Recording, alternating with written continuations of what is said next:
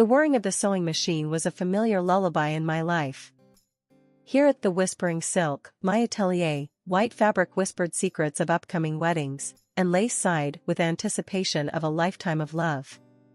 But today, the rhythmic hum did little to soothe the knot forming in my stomach. John, my ever-supportive husband, poked his head through the doorway, a mischievous glint in his eyes. "Heard the news from Sarah?" I sighed, threading a needle with practiced ease. "About Beatrice's 4th rodeo down the aisle?" "Yeah, Sarah spilled the beans this morning." Beatrice, John's older sister, was a walking contradiction. Dressed head to toe in designer labels, she exuded an air of entitlement that could curdle milk. Her marriages, however, were a different story: 3 quick trips down the aisle and even faster exits, leaving a trail of bewildered ex-husbands in their wake. John chuckled. "Brace yourself, Ames. Knowing B, that woman wouldn't know the meaning of reasonable if it bit her designer purse." I snorted. "You're telling me. Remember the meltdown she had over the shade of taupe for her bridesmaid dresses? It was like the apocalypse was upon us." The memory still made me roll my eyes. Beatrice had a knack for turning even the most mundane detail into a 5-alarm fire. Just then, the doorbell chimed, its shrill ring shattering the peaceful hum of the workshop. John raised an eyebrow. "Early for an evening fitting, isn't it?" I exchanged a look with him, a silent premonition hanging heavy in the air. "Let's just say," I muttered, heading towards the door, "I wouldn't be surprised if a certain someone decided to grace us with her presence a little early." Swinging the door open, I was greeted by the sight of Beatrice, her perfectly manicured nails tapping impatiently against a Louis Vuitton clutch. Her lips were pursed in a disapproving line, a stark contrast to the bright, eager faces of the brides-to-be who usually graced my doorstep. "Amelia," she drawled, her voice dripping with condescension. "Lovely to see you. I trust you've cleared your schedule for the next few months." I forced a smile, my teeth gritting together. "Actually, Beatrice, I have quite a few brides already booked in." Yes, darlings in their first weddings," she interrupted, waving a dismissive hand. "But this, my dear, is my 4th. A milestone occasion. Surely you wouldn't deny your own sister the privilege of having you design her dress?" Sister-in-law might be a generous term for Beatrice. We tolerated each other at best, and the thought of spending months working on her wedding dress filled me with dread.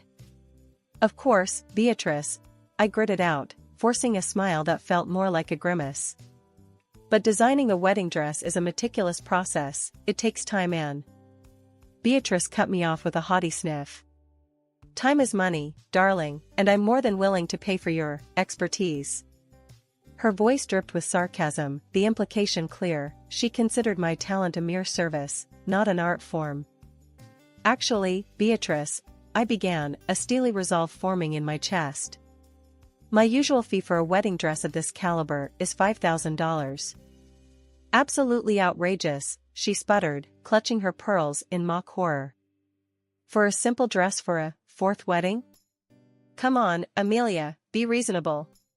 "Beatrice," I said, my voice firm, "the intricacy of the design, the quality of the fabric, these all factor into the price." She scoffed. "Intricacy? Honey, I'm thinking simple elegance. Maybe a touch of lace, some pearls, a white fabric, nothing too over the top, you know, considering it's not exactly my first rodeo." My jaw clenched. White for a 4th wedding isn't exactly simple elegance, Beatrice. Perhaps a more understated color would be more appropriate? A dangerous glint flickered in her eyes. "Don't even think about suggesting that dusty rose monstrosity you foisted on Sarah. White is the color of purity, Amelia, and purity is exactly what I'm aiming for." Purity? The woman had 3 ex-husbands and a trail of broken hearts a mile long. Purity was the last word I'd associate with Beatrice. "Look, Beatrice," I sighed, trying a different approach. "How about we take a look at some sketches, discuss some fabrics, and then we can talk about the price?" The next hour was a masterclass in frustration. Beatrice shot down every design suggestion, wrinkled her nose at every fabric swatch, and insisted on adding more and more bling to every iteration. "More crystals here," she'd say, tapping a sketch with a perfectly manicured nail. "And a longer train, don't you think? A girl can never have too much train on her wedding day." I gritted my teeth, reminding myself that Beatrice's outrageous demands wouldn't pay the bills if I didn't somehow placate her. Finally, after an eternity of back and forth, we settled on a design, a white, strapless gown with a voluminous skirt and enough crystals to blind a small country. "And the price for this masterpiece?" Beatrice drawled, leaning back in a plush armchair. "Taking into account the complexity of the design and the—" I hesitated, searching for a polite way to phrase it. "Extravagant amount of embellishments, the total comes to $3,000. Beatrice's eyes widened. "3,000? Are you serious, Amelia? That's highway robbery." "It's a fair price," I countered, my voice firm. "My team and I will be putting in countless hours to create this dress." "Look," she said, her voice softening into a feigned sweetness. "How about a little family discount? Sisters-in-law should look out for each other, shouldn't they?" I stared at her, incredulous. A family discount after all the insults and demands? The audacity of the woman. "Beatrice," I said, taking a deep breath, "consider this my final offer, $3,000. Not a penny less." In the end, she agreed, but as if she had done me a favor. A few weeks passed, and at the next fitting she made a shocking statement. "Considering this is a family affair," she began, her voice dripping with condescension, "and all, I was thinking maybe we could skip the whole money exchange thing." My jaw dropped. "Skip the money exchange? Beatrice, this dress took weeks to create. My team and I put in countless hours." "Look, sweetie," she interrupted, waving a dismissive hand, "think of it as a wedding gift from your dear sister-in-law. A way to show you support my fourth trip down the aisle." My blood pressure skyrocketed. $3,000 was a significant chunk of change, not to mention the countless hours of labor. A free dress? As a wedding gift? The audacity of the woman. "Beatrice," I said, my voice tight with anger, "I already cut you a 30% discount. My team deserves to be paid for their work." She scoffed. "Oh, come on, Amelia. Don't be so petty. It's just a dress. Besides, think of the exposure. Having me, Beatrice Kensington, wearing your creation at my wedding? Priceless publicity, darling." Priceless publicity? This woman truly lived in a world of her own delusions. There was no way I was letting her walk all over me and my business. "Beatrice," I said, my voice firm, "my final offer is $3,000. Not a penny less." Her smile evaporated, replaced by a thunderous frown. "Fine," she spat, her voice laced with venom. "But don't think this is over, Amelia. You'll regret crossing me." With that, she stormed out of the atelier, leaving me speechless and fuming. That evening, I recounted the whole ordeal to John, expecting him to be on my side. To my relief, he was. "The woman's delusional," he said, shaking his head. $3,000 is more than fair. You don't owe her a single stitch for free." Just as I started to relax, the phone rang. It was Beatrice's mother, my mother-in-law. My stomach lurched. Dealing with one Beatrice was enough, the thought of placating both of them filled me with dread. "Amelia," my mother-in-law began, her voice laced with concern, "I heard about the disagreement with Beatrice. Please, can't you just make the dress for her? As a wedding gift from our family?" My heart sank. A part of me wanted to refuse, to stand my ground.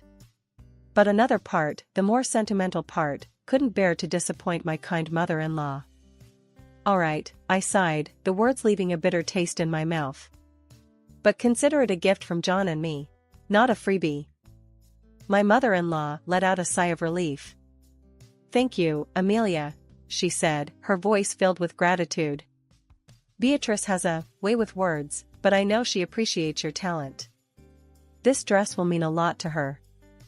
I wasn't so sure about that, but I held my tongue. The last thing I needed was another fight, especially with my mother-in-law. The dress was coming together beautifully, a masterpiece of white lace and delicate hand-sewn details. Every stitch held a silent testament to the countless hours I and my team had poured into creating Beatrice's dream wedding gown. Yet, the joy of creation was overshadowed by the constant tension of her upcoming visit. A week before the wedding, Sarah, one of my closest friends and Beatrice's acquaintance, called. We chatted about the upcoming wedding, the excitement bubbling in her voice. "Can you believe it's almost here?" she gushed. "I even took a peek at the guest list the other day." Guest list? My stomach lurched, a flicker of unease sparking within me. Guest list? I echoed, my voice barely above a whisper. Beatrice hadn't explicitly mentioned a guest list, but I assumed I would be included as a family member. "Yeah," Sarah said, oblivious to my sudden apprehension. "It's quite a crowd, all the A-listers and socialites Beatrice has been bragging about." A cold dread crept into my limbs. "And everyone's invited?" I asked, my voice strained. "Everyone who matters, of course," Sarah replied casually. Then, sensing a shift in my tone, she added, "Why, Amelia? Is something wrong?" Unable to hold back the rising panic, I blurted out, "Am I on the list, Sarah?" Silence stretched on the other end of the phone. "Amelia, I don't see your name." The blood drained from my face. "You don't see my name?" I repeated, the words hollow and disbelieving. A wave of sympathy washed over Sarah's voice. "Hold on, let me double-check." There was a rustling of paper, followed by another heavy silence. "No, Amelia," she finally admitted, a hint of sorrow in her tone. "Your name definitely isn't there." Shock morphed into anger. Beatrice, after all the work, the endless revisions, and the exorbitant cost, had the audacity to exclude me from her wedding? My hands clenched into fists. I hung up, my mind reeling. John entered the room just then, his brow furrowed with concern. "What's wrong, Ames? You look like you've seen a ghost." I recounted the entire conversation with Sarah, my voice trembling with a mix of hurt and anger. John's face mirrored my own outrage. "That's unbelievable," he exclaimed. "After everything you've done for her?" We immediately called Beatrice. When she answered, her voice was chirpy and cheerful. "Amelia, darling, how's my dress coming along?" John snatched the phone from my hand. "Don't you darling us, Beatrice," he said, his voice cold and hard. "We know you didn't invite Amelia to the wedding." A surprised gasp escaped Beatrice. "Oh, honey," she cooed, feigning innocence. "Is that what this is about? Surely, you understand, it's a very exclusive affair. Just the cream of society, you know?" After these words, she hung up the phone. John and I exchanged heated glances as the phone call ended. The air crackled with indignation. Beatrice's audacity had pushed me over the edge. No way was I letting her walk all over me, not after all the blood, sweat, and tears poured into her precious wedding dress. A mischievous glint ignited in my eyes. Revenge, a delicious word, danced on my tongue. Beatrice wanted exclusivity? I'd give her exclusive, a wedding day surprise she wouldn't forget. The final fitting arrived, and Beatrice sashayed in, a whirlwind of fake smiles and designer sunglasses. This time, however, her usual demands were replaced by a nervous impatience. The wedding was 2 days away, and the pressure was clearly getting to her. "All right, darling," she cooed, inspecting the dress with a practiced eye. "Let's get this over with. I haven't got all day." The final fitting unfolded like a carefully orchestrated play. Beatrice, bless her oblivious heart, preened and fussed, demanding the most insignificant alterations. This time, though, I played the part of the patient seamstress to perfection, all the while suppressing a smile that threatened to erupt onto my face. "There's just one minor detail left," I lied smoothly, once she'd finally exhausted her list of imaginary flaws. "A small embellishment on the back that requires some delicate handwork." I'll finish it in 2 days. Beatrice, ever impatient, bristled at the delay. 2 days? Seriously, Amelia? Can't you just do it now? It's a very intricate piece, darling, I countered, my voice dripping with fake sympathy. Trust me, it's best left untouched until the last minute. Besides, wouldn't you want your dress to look absolutely flawless when you walk down the aisle? Her vanity outweighed her suspicion. All right, she grumbled, finally relenting. Just make sure you get there early on the wedding day. I wouldn't want any last-minute hiccups. With a triumphant wave of her manicured hand, she sashayed out the door, leaving me alone with a mischievous grin plastered on my face. The air crackled with the thrill of rebellion.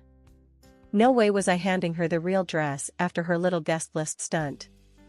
The moment the door closed, I sprang into action. In the back room, a box, my secret weapon, awaited. I'd procured it earlier, its sturdy cardboard a blank canvas for my revenge masterpiece. But first, I needed a little something extra. Rummaging through my fabric scraps, I found a leftover piece, the cheapest, most uninspired polyester I could find, in a shade vaguely similar to Beatrice's ivory lace. With swift precision, I folded the fabric, creating a loose, flowing silhouette that mimicked the shape of the dress. It wouldn't be an exact replica, but that was part of the fun. This dress would be a caricature of Beatrice's inflated ego, a symbol of her shallowness and lack of respect. The wedding day arrived, a crisp spring morning, buzzing with nervous anticipation. John and I parked discreetly across the street from Beatrice's house, a hive of frantic activity. Through the window, I could see her flitting around like a hyperactive hummingbird, barking orders at a team of flustered bridesmaids and stylists. Taking a deep breath, I hoisted the now christened surprise box onto my shoulder. It felt surprisingly light, a stark contrast to the emotional weight it carried. John squeezed my hand, a silent reassurance in his warm touch. We marched up the front steps and were greeted by a flustered maid of honor. Amelia? John? What are you two doing here so early? Beatrice requested I bring the dress at the venue, I explained, keeping my voice even. The maid of honor scurried off to relay the message, leaving me and John alone in the foyer. The air crackled with nervous energy, punctuated by the distant shouts of Beatrice barking orders. A moment later, Beatrice herself appeared, a whirlwind of tulle and barely concealed panic. Amelia, there you are. Thank goodness. Where's the dress? Right here, I said, hefting the box towards her. Beatrice, oblivious to the impending chaos, barked another order at a passing bridesmaid, and then she turned to us. John, you can stay. And you, Amelia, get out of the house, the dressmaker doesn't belong here. We did not argue or make scandals, just exited the house, the weight of the cardboard box replaced by a lightness in my chest. We returned to our car, the sounds of the bustling household fading behind us. John started the engine, a playful glint in his eyes. So, what now? He asked. Now, I said, a mischievous glint mirroring his. We wait for the fireworks. Little did we know, the fireworks had already begun. As we drove away, news of Beatrice's outrageous treatment of me spread through the house like wildfire. Her brother, already fuming over her exclusion of me from the guest list, was livid. His wife, Sarah, a close friend of mine, added fuel to the fire, recounting the details of Beatrice's arrogance. The result? A full-blown family brawl. John's brother and his wife stormed out, refusing to attend the wedding in protest. The news, of course, reached Beatrice amidst the chaos of getting ready. But in her self-absorbed world, the only thing that mattered was the dress. The doorbell's shrill ring sliced through the quiet comfort of our home, shattering the peaceful aftermath. John and I exchanged a surprised glance, a silent question hanging in the air. An hour had barely passed since we returned from Beatrice's chaotic house. What fresh drama could this be? With a deep breath, I opened the door, bracing myself for the unknown. My heart plummeted the moment I saw them, a fuming Beatrice, her usually perfectly coiffed hair askew, her mother, a picture of weary resignation, and a bewildered-looking fiancé flanking them. Beatrice, eyes blazing with fury, thrust the surprise box at me, the cardboard now crumpled and ripped. Inside, the cheap fabric lay exposed, a pathetic substitute for the dress she'd expected. "What the heck is this?" she shrieked, her voice laced with barely contained rage. "That, my dear Beatrice," I replied, my voice calm but firm, "is exactly what you deserve." Her mother, clearly mortified by the scene unfolding, stepped forward. "Beatrice, calm down. What's going on here?" Beatrice ignored her mother, her attention solely on me. "You ruined everything. You sabotaged my wedding." "Hold on a second," I interjected, raising a hand. "Let's get something straight.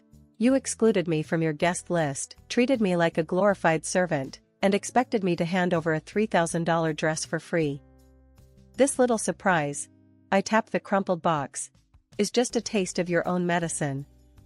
Her face turned scarlet, a strangled gasp escaping her lips. She lunged towards me, fists clenched, but her mother grabbed her arm, holding her back. "Don't even think about it, Beatrice," her mother hissed, her voice laced with disappointment. Beatrice, however, couldn't contain her fury. She whirled on her mother, yelling accusations. "You're all in on this. Ruining my wedding day." The fiancé, witnessing this display of temper, looked as if he'd swallowed a lemon. "Is this what I can expect after we get married?" he said, his voice tight. Beatrice's tirade abruptly stopped. She stared at him, a flicker of dawning realization crossing her features. The fiancé, clearly disgusted by the entire scene, sighed heavily. "This wedding is off," he declared, his voice flat. Beatrice's face contorted in a mixture of shock and disbelief. "No, you can't cancel. We can work this out." He shook his head, his gaze unwavering. "I deserve better than this drama. Goodbye, Beatrice." With that, he turned on his heel and walked away, leaving Beatrice speechless, her dream wedding crumbling around her. A stunned silence descended upon the porch. Beatrice's mother, shaking her head in disappointment, offered a weak apology before following the fiancé's path. Beatrice stood there, alone and defeated, the weight of her actions finally settling upon her. Without another word, she turned and trudged down the street, the wedding dress, or rather, the sad excuse for it, still clutched in her hand. John and I watched the scene unfold, a sense of satisfaction washing over me. Beatrice had gotten a harsh lesson in humility, and hopefully, it would be one she wouldn't soon forget. In my voice. Sometimes, a little cardboard box is all it takes to set things straight.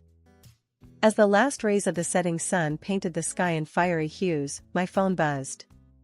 It was Sarah, her voice laced with a mixture of amusement and disbelief. "Amelia, you won't believe the latest," she exclaimed. Beatrice went full meltdown on the wedding organizers. John and I exchanged a surprised glance. The drama, it seemed, wasn't over yet. "Meltdown?" I echoed, bracing myself for another story of Beatrice's self-absorption. "Apparently," Sarah continued, "she refused to pay them a dime since the wedding didn't happen. Caused a huge scene, yelling and screaming. The poor organizers had to call the cops." My jaw dropped. Beatrice, in her blind rage, had managed to turn a personal disaster into a public spectacle. The image of her arguing with the police was almost comical, if not a little sad. "Did they arrest her?" I asked, a morbid curiosity flickering within me. "Not exactly," Sarah chuckled. "But they issued her a hefty fine for disorderly conduct. Apparently, she wasn't too happy about spending her wedding night at the police station." John let out a snort of laughter. "Serves her right," he muttered. The following days were a whirlwind of gossip and aftershocks. I reached out to Beatrice's fiancé, offering a sincere apology for the way things had ended. To my surprise, he was gracious. "Honestly, Amelia," he said, his voice warm, "I owe you a debt of gratitude. Seeing Beatrice's true colors saved me from a lifetime of misery." Beatrice's mother also contacted me. After explaining the situation in detail, I saw a glimmer of understanding in her eyes. The ordeal had clearly taken its toll on her, and a heavy silence hung between us before she spoke. "I apologize for Beatrice's behavior, Amelia," she said, her voice strained. "I should have done more to rein her in." "It's not your fault," I replied gently. As for Beatrice herself, she became a social pariah. Humiliated and ostracized, she packed her bags and left the city, unable to bear the weight of her own actions. John and I, on the other hand, reveled in the newfound peace. The experience had brought us closer, a shared victory against arrogance and entitlement.